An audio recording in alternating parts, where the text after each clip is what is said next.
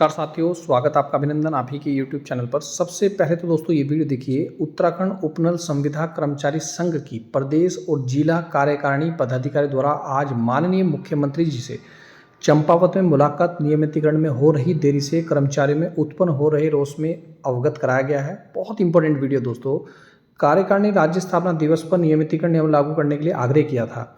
वहीं माननीय मुख्यमंत्री जी ने इस संबंध में सकारात्मक आश्वासन दिया है। मुलाकात करने वालों में प्रदेश संयुक्त मंत्री जो हैं उन्होंने उपस्थित रहे। उम्मीद है इस राज्य स्थापना दिवस पर उपनल कर्मियों को न्याय मिलेगा। यानी कि 9 नवंबर को आपका स्थापना दिवस है उत्तराखंड का।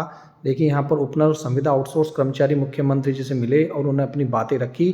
लेकिन दोस्तों, उपनल कर्मियों के लिए गठित विशेष समिति न्यायालय के आलोक में करे कार्रवाई। यानी कि जनसंघर्ष मोर्चा अध्यक्ष जी ने साफ साफ कहा है कि जो विशेषज्ञ समिति बनाई गई, अध्यक्ष और प्रमुख सचिव हैं जिसमें RK सुधांशु से मुलाकात कर ये मुलाकात हो रही है। आप इस फोटो देख सकते हैं, जिसमें उपनल कर्मियों के मामले में उच्च न्यायालय के आदेश को अपनी रिपोर्ट में विशेष स्थान देने और इनके भविष्य सुरक्षित करने हेतु आग्रह किया गया है। अब आप कहेंगे सर ये हाई कोर्ट ने क्या कहा? देखिए, उच्च न्यायालय के आदेशों का अनुपालन करने व इसी मामले में उच्चतम न्यायालय में सरकार की SLP खारिज होने के उपरांत बगैर लाख लपेट के उपनल कर्मियों को लाभ प्रदान किया जाना चाहिए था। लेकिन लाभ देना तो दूर की बात है दोस्तों, सर्वोच्च न्यायालय में रिव्यू पिटीशन भी दायर की गई थी, यानी कि रोड़ा अटकाने का काम किया गया। लेकिन अब देखिएगा यहाँ पर ये विशेषज्ञ समिति बनी थी, आप स्क्रीन पर देख सकते हैं। लेकिन अभी तक रिपोर्ट दोस्तों साझा नहीं हुई। इसमें कौन सदस्य है, कौन अध्यक्ष है, आप स्क्रीन पर पढ़ सकते हैं। लेकिन सवाल वही है, आखिरकार नियमितीकरण नियमावली पर कैबिनेट लेगी फैसला। जैसे दोस्तों हमें रुझान में आ रहा है, विश्वसनीय सूत्रों से पता चल रहा है कि सरकार शायद कुछ बड़ा कर सकती है। 9 नवंबर को उपनल संविदा कर्मचारियों के लिए दोस्तों दरवाजे खोल सकती है, उनको नियमित कर सकती है।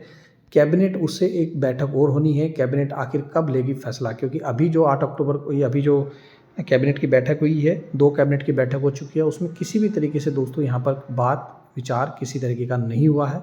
लेकिन अगली कैबिनेट से दोस्तों उम्मीद लगाई जा रही है। और एक बड़ा सवाल है दोस्तों, जब आउटसोर्सिंग कर्मचारियों के नियमितीकरण का आदेश जब जारी हो चुका है तो सरकार इसे लटका क्यों रही है? डायरेक्ट नियमित क्यों नहीं कर रही है? यह है दोस्तों घोषणा। इसमें पार्टी बनाया गया है सरकार को, जिसमें साफ साफ लिखा है भैया अविलंब, पढ़ लीजिए, अविलंब अवगत कराने का कष्ट करें ताकि वस्तु स्थिति से माननीय मुख्यमंत्री जी को अवगत कराया जा सके। इसमें साफ साफ लिखा है भैया, ये देखिए, आउटसोर्स एजेंसी उपनल और संविदा पर कार्य करे कार्मिकों की मांग के संबंध में सरकारी विभागों में रिक्त पदों पर भर्ती हेतु दोस्तों नीति नियमावली बनाई जाएगी।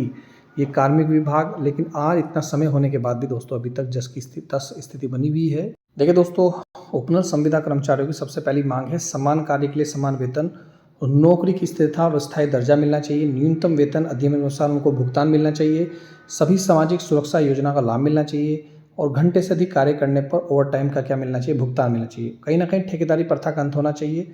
हम यह संघर्ष किसी टकराव के लिए नहीं कर रहे, बल्कि न्याय और सम्मान पाने के लिए कर रहे हैं। बाकी आप लोगों का प्यार सपोर्ट चाहिए दोस्तों। लगातार दोस्तों मांगे आगे बढ़ रही हैं। आपने शायद पढ़ा नहीं है, लेकिन सेंट्रल गवर्नमेंट ने भी दोस्तों सैलरी बढ़ा दी है। यूपी उत्तर प्रदेश ने भी आउटसोर्स निगम बनाकर सैलरी बढ़ा दी है। न्यूनतम वेतन 20,000 कर दिया है, अधिकतम वेतन 40,000 रुपये कर दिया है। वहीं दोस्तों उत्तराखंड में भी कहीं ना कहीं श्रमिकों का न्यूनतम वेतन 26,000 रुपये की मांग चल रही है। सरकार से बात चल रही है। Central of Indian trade union के 17वें जिला सम्मेलन में श्रम वेतन नीतियों का विरोध किया गया। न्यूनतम मासिक वेतन 26,000 रुपये की मांग उठाई जा रही है। दोस्तों अभी तक की जानकारी के अनुसार जो हमें विश्वसनीय सूत्रों से पता चल रहा है कि 2008 की जो नियमावली है उसी के दोस्तों तहत नियमितीकरण हो सकता है। अगली कैबिनेट में इसी नियमावली को दोस्तों रखा जा सकता है। अगर मैं इस नियमावली को दोस्तों बताऊं तो 2011 को नवंबर 2011 में 10 वर्ष की सेवा पूरी करने वाले कार्मिक को नियमित करने का प्रावधान किया गया था। लेकिन इसके बाद 30 दिसंबर 2013 को दोस्तों नियमितीकरण नियमावली लाई गई। 30 दिसंबर 2013 में कम से कम 5 वर्ष की निरंतर सेवा वालों को नियमित किया जाना चाहिए था।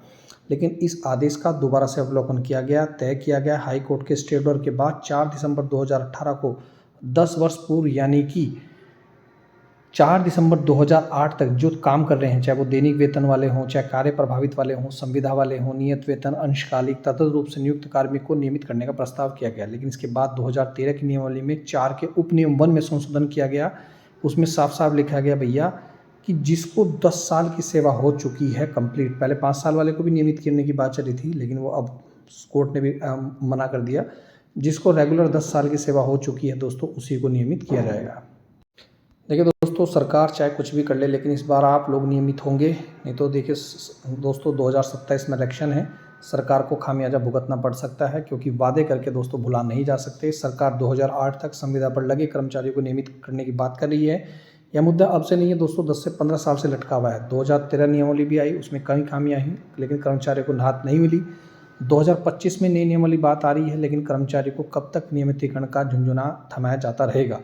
पिछले कई वर्षों से दोस्तों पूरी ईमानदारी से सेवा दे रहे स्थायी कर्मचारी की तरह अधिकार क्यों नहीं मिल रहे। बार बार बैठक और घोषणा का ढोल पीटती रही है दोस्तों, लेकिन ज़मीनी हकीकत कुछ और ही है। तो यहाँ पर आप स्क्रीन पर देख सकते हैं, लेकिन इस बार दोस्तों यहाँ पर आपका 100% नियमितीकरण होगा। अब दोस्तों सवाल मैं आपसे पूछता हूँ कि जब पहले नियमावली बनी थी जिसमें 5 साल की सेवा पूरी करने वाले कर्मचारी को नियमित करने का नियम जोड़ा गया था, तो उसमें कमियां क्या थी, उसमें गलती क्या थी। 5 साल वाला कर्मचारी अगर नियमित हो रहा है तो अच्छी बात है, क्योंकि सरकार के पास 67,000 पद खाली हैं, और जिसमें ओपनल आउटसोर्स कर्मचारी केवल मात्र ओपनल कर्मचारी की बात करो तो 20,000 कर्मचारी सरकार चाहे, और यदि 5 साल वाले बताओ तो 10,000 ही लोग हैं। तो 10,000 लोग क्या, और इधर 17,000 पद खाली हैं, तो क्या सरकार नहीं कर सकती। तो दोस्तों 28 अक्टूबर को अब होना है अंतिम फैसला। जी हाँ, हाई कोर्ट की अंतिम रिट पिटिशन है। जज साहब को दोस्तों अंतिम फैसला देना है 28 अक्टूबर को। सरकार ने क्या तैयारी की है आप लोगों के लिए, क्या विशेषज्ञता में रिपोर्ट में है, कैबिनेट में क्या रखा जाएगा, वो तमाम जानकारी आपको 28 अक्टूबर से पहले पहले मिल जाएगी। लेकिन हमें उम्मीद है कि आपको 9 नवंबर के दिन कुछ बड़ा या कुछ खास हो सकता है। तो ये थी दोस्तों अब तक की महत्वपूर्ण वीडियो, इस पर हम नज़र बनाए हुए हैं। कोई भी जानकारी मिलती है सबसे पहले आपको अपडेट कर देंगे। मिलता हूँ दोस्तों नेक्स्ट वीडियो में। वीडियो देखने दोस्तों धन्यवाद। जय हिंद, जय उत्तराखंड।